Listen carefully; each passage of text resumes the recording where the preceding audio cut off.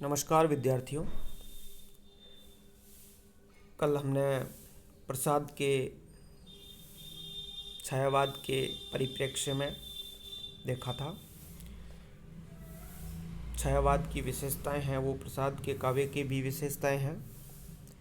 आज हम उससे आगे देखते हैं प्रसाद के काव्य की विशेषताएं। प्रसाद ने मातृत्व के भार से युक्त श्रद्धा का एक बहुत ही सौम्य, सरल और अकृत्रिम सौंदर्य चित्रित किया है, जिसमें कहीं कोई बनावट न होकर भी सब कुछ स्पष्ट और गंभीर है। कहने का तात्पर्य है कि छायावादी काव्य में नारी सौंदर्य का चित्रण हुआ है और वो सौम्य है, सरल है, अकृत्रिम है, कृत्रिम नहीं है, नैसर्गिक सौंदर्य है। और इसमें श्रद्धा का चित्रण, जो कामायनी की पात्र है, बहुत सुंदर हुआ है। और यह नीचे उदाहरण दिए गए हैं। यूँ सोच रही मन में अपने हाथों में तकली रही घूम, श्रद्धा कुछ कुछ अनमनी चली, अलकें लेती थी गुल्फ चूम, मातृत्व बोध से झुके हुए बंद रहे पयोधर पीन आँच, कोमल काले ऊनों की नवपट्टी का बनाती रुचिर साज। श्रद्धा के बच्चा होने वाला है और वह तकली लेकर के वो बना रही है मातृत्व बोध से नवपट्टी का ऊनों की। तो इस प्रकार यह जो नारी सौंदर्य जो हर कहीं छायावाद में मिलता है, सौंदर्य चेतना की हमने बात की थी, प्रकृति चित्रण की बात की थी। जयशंकर प्रसाद अपनी कविताओं में कल्पना लोक की ओर संकेत करते हैं। जिस प्रकार वर्तमान से असंतुष्ट मन अतीत की ओर भागता है, उसी तरह इस जगत से असंतुष्ट होकर किसी अन्य जगत की खोज में निकल पड़ता है और न मिलने पर कल्पना के द्वारा एक सुखद लोक की सृष्टि कर डालता है। छायावाद युग में उस पार और क्षितिज के उस पार जैसी बातें जो अक्सर सुनाई पड़ती थी, ये ऐसी भावना की अभिव्यक्ति है। यानी काव्य में कल्पना भी बहुत है। रहस्यवाद की भावना भी इस काव्य में प्रसाद के आंसू, झरना, लहर कामायनी में मिलती है। एक उदाहरण है, देखिए, हे अनंत रमणीय कौन तुम, यह मैं कैसे कह सकता, कैसे हो क्या हो सकता हो, भार विचार न रह सकता।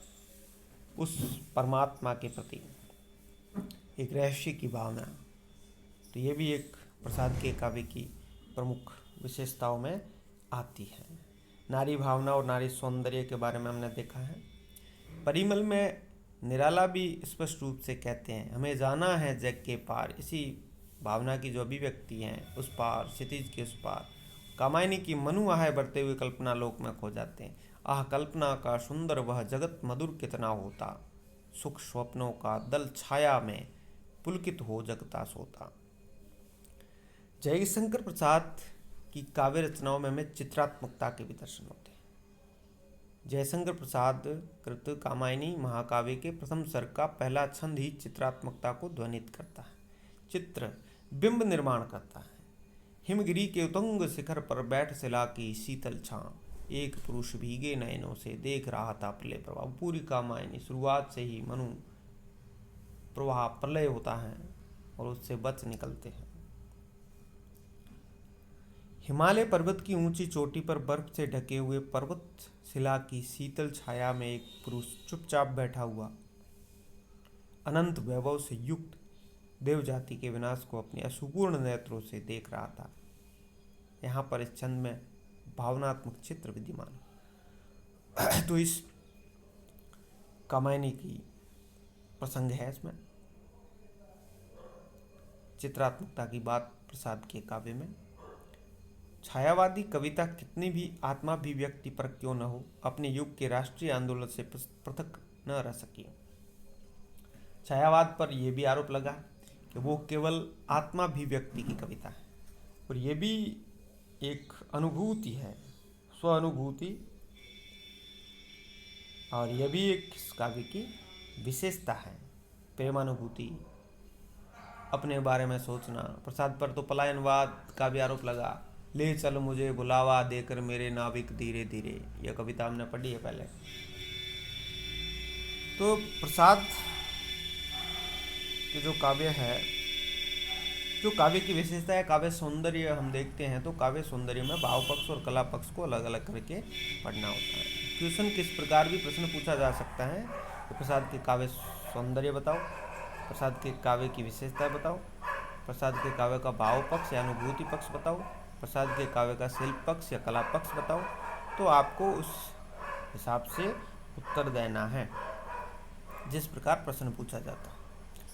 तो केवल आत्माभिव्यक्ति नहीं है, केवल अपनी वेदना नहीं है, उसमें राष्ट्रीय भावना और सांस्कृतिक चेतना का भी दिखाया गया है।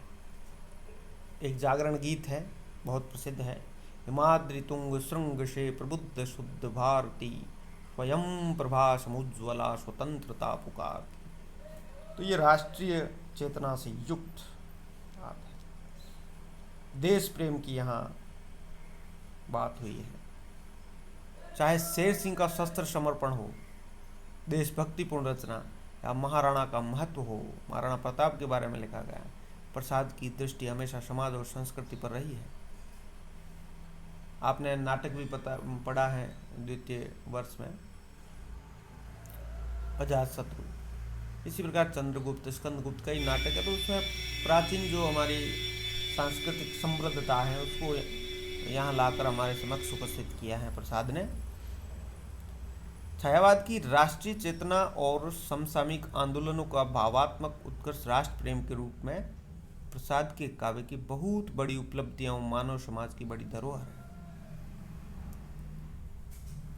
प्रसाद ने कामायनी में मानवीय भावों के परिष्कार द्वारा मानव के विकासशील जीवन को प्रस्तुत किया। एक देशभक्ति की भावना, राष्ट्र प्रेम और समाज चेतना और मानवतावाद। देखा होगा आपने, और यह क्या तुम सुनते नहीं, विधाता का मंगल वरदान, शक्तिशाली हो विजय बनो, विश्व में गूंज रहा जयगान। और भी मानववादी दृष्टिकोण की कृतियों में मिलता है। कामायनी आशु विश्व करुणा और विश्व मानववाद की प्रतिष्ठा की गई है। समता और समरसता का संदेश दिया गया है। औरों को हंसते देखो मनु, हंसो और सुख पाओ, अपने सुख को विस्तृत कर लो, सबको सुखी बनाओ। ये कामायनी का संदेश। ये आगे देखिए आप, यहाँ प्रसाद की समरसता, आनंदवादी दर्शन और समन्वयशील जीवन दृष्टि विघटित सांस्कृतिक मूल्यों का संभावित किंतु अद्वितीय समाधान प्रस्तुत करते हैं। ये शैव दर्शन, आनंदवादी, समरसता, समान भावना, सब समान है, समन्वयशील, सबका समन्वय होकर चलना, यह जो जीवन दृष्टि प्रसाद की है। जो विघटित सांस्कृतिक मूल्य है उनको संगठित करने की बात है, उनका समाधान है। प्रसाद का यही उद्देश्य है, यही अभिष्ट है। छायावादी विचारधारा तथा राष्ट्रीय चेतना का सांस्कृतिक उत्कृष्ट है। यहाँ समस्त मानवता विजयी बन जाती है। ये मैंने पहले बात की, औरों को हंसते देखो, पूरे विश्व कल्याण के लिए, इस मनुष्य मात्र के लिए है। कवि की पीड़ा भी चरम सीमा पर पहुंचकर दर्शन की प्रतीति कराती है। यह पीड़ा केवल कवि की नहीं बल्कि संपूर्ण विश्व की सांस्कृतिक पीड़ा है। तो यहाँ पर वेदना का भी, ये भी एक काव्य की विशेषता है इस प्रसाद के काव्य की। प्रसाद विराट बाह्य से अपनी वेदना का रागात्मक संबंध स्थापित करते हुए संपूर्ण मानवता को अपनी पीड़ा से उद्वेलित कर देते हैं। इस वधित विश्व पतझड़ की तुम जलती हो मृदु होली, हे अरुणे सदा सुहागिन, मानवता सिर पे सिर की डोली। तो इस प्रकार प्रसाद के काव्य की बहुत अच्छी विशेषताएं उन्होंने समाहित की हैं अपने काव्य में।